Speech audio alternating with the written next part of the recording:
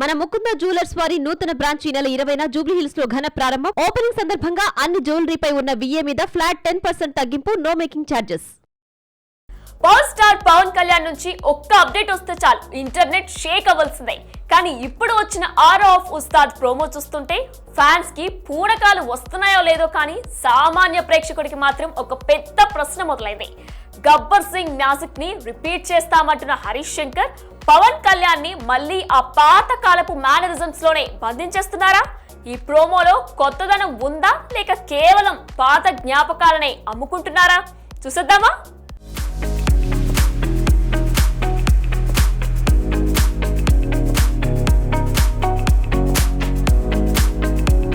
అరే ఆఫ్ ఉస్తాద్ ఈ ప్రోమో మొత్తం చూస్తే ఒకటర్థమవుతుంది. పవన్ కళ్యాణ్ దగ్గర నుంచి కొత్తగా చేయించడానికి హరీష్ శంకర్ దగ్గర ఏమీ లేనట్టుంది. అందుకే మళ్ళీ ఆ పాత గబ్బర్ సింగ్ బాడీ లాంగ్వేజ్, ఆ పాత మ్యానరిజమ్స్ ని క్విక్ కట్స్ తో చూపించి నెట్టుకొస్తున్నారు.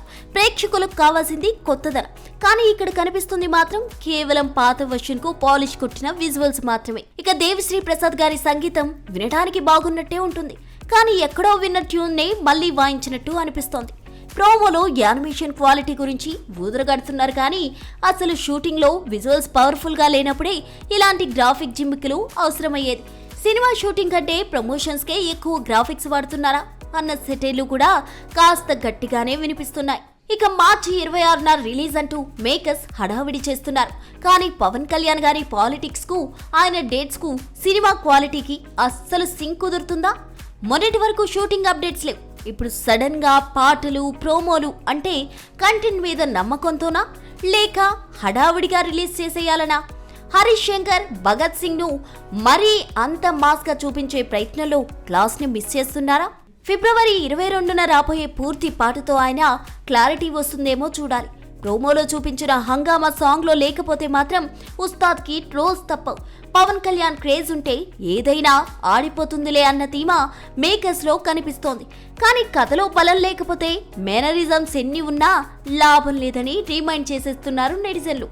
అరఫ్ ఉస్తాద్ చుట్టూ ఉన్న నెగిటివ్ బజ్ పాత మేనరిజమ్స్ తోనే సినిమాను నడిపిస్తారా లేక థియేటర్లో ఏమైనా సర్ప్రైజ్ ఉంటుందా? హరీష్ శంకర్ గారు గబ్బర్ సింగ్ మ్యాజిక్ ను రిపీట్ చేస్తారా లేక పాత జ్ఞాపకాలతోనే సరిపెడతాడా? థియేటర్లోనే తేలిపోవాలి.